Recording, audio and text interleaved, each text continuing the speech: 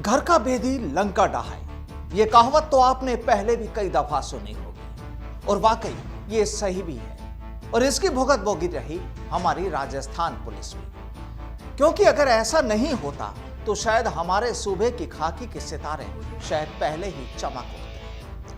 नमस्कार, मैं हूं आपके साथ प्रदीप आजाद। वाकई ये सही बात है कि अगर हमारा ही अपना कोई हमारी प्लानिंग पर पानी फेरने लगे तो बड़ी मुश्किलों का सामना करना पड़ता है। और इस मामले को सीधे तौर पर फेस किया राजस्थान पुलिस ने। दरअसल पिछले 17 महीने से थाने से फरार बदमाश पपला गुर्जर को पकड़ने में जुटी पुलिस के साथ भी कुछ ऐसा ही हुआ था। उसके साथ भी यही कहावत चरितार्थ हुई थी, क्योंकि यहां वर्दी में कुछ लोग ऐसे थे जो पुलिस की प्लानिंग को पहले ही पपला तक पहुंचा देते और पपला गिरफ्त से बचने के लिए अपना ठिकाना बदल लेता।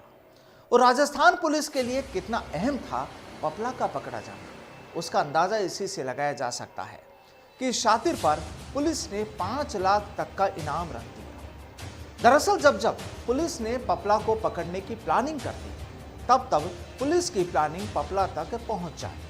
और जब किसी बदमाश के पास पहले ही पुलिस की प्लानिंग पहुंच जाए तो फिर उसे पकड़ना काफी मुश्किल था।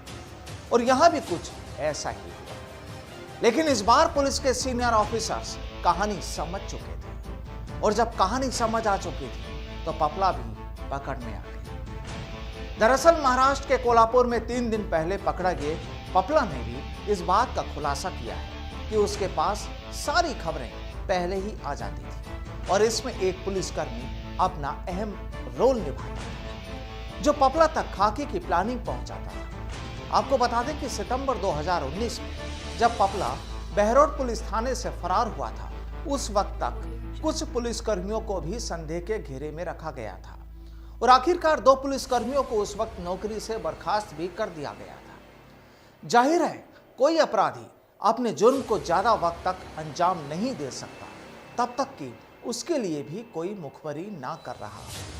और पपला के केस में भी कुछ ऐसा ही हुआ। इस बार भी क्यूआरटी टीम के एक ड्राइवर को इसी मिलीभगत के सामने आने के बाद सस्पेंड कर दिया गया है और अब उसकी जांच नीमराणा एएसपी को दी गई। जाहिर है अभी खुलासे और भी होंगे, और जब खुलासे होंगे तो नए राज भी सामने आएंगे। दरअसल पपला गुर्जर के फरारी मामले को लेकर पुलिस पर पपला की फरारी से ही उंगलियां उठ रही थी। शुरुआती दौर में पपला की तलाश के लिए जिम्मेदार एसओजी को भी जांच सौंपी गई थी। हालांकि ऐसा नहीं कि एसओजी ने कोई कार्रवाई नहीं की, लेकिन बस वो पपला के साथियों के अलावा पपला तक नहीं पहुंच पाई। साथियों को तो गिरफ्तार किया गया, लेकिन पपला तक उसकी पहुंच नहीं हो पाई।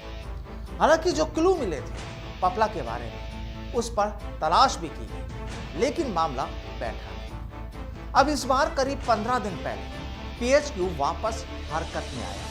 पीएचक्यू मतलब पुलिस मुख्यालय, और पुलिस मुख्यालय मतलब डीजीपी राजस्थान। एसओजी से वापस पपला की फाइल तलब की गई, जिसके बाद तैयार हुई स्पेशल 26 की टीम जयपुर रेंज आईजी हवा सिंह घुमरिया की लीडरशिप में।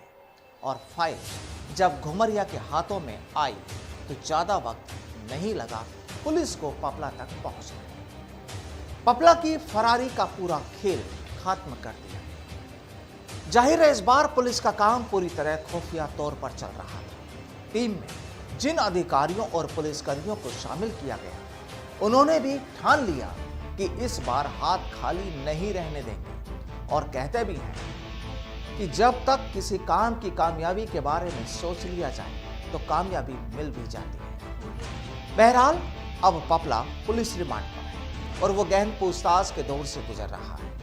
पूछताछ गर्लफ्रेंड जिया से भी चल रही है। जाहिर है अब जल्द ही और भी खुलासे होंगे। क्राइम सीरीज में आज फिलहाल इतना ही, फिर मुलाकात होगी। तब तक के लिए दीजिए इजाजत। नमस्कार।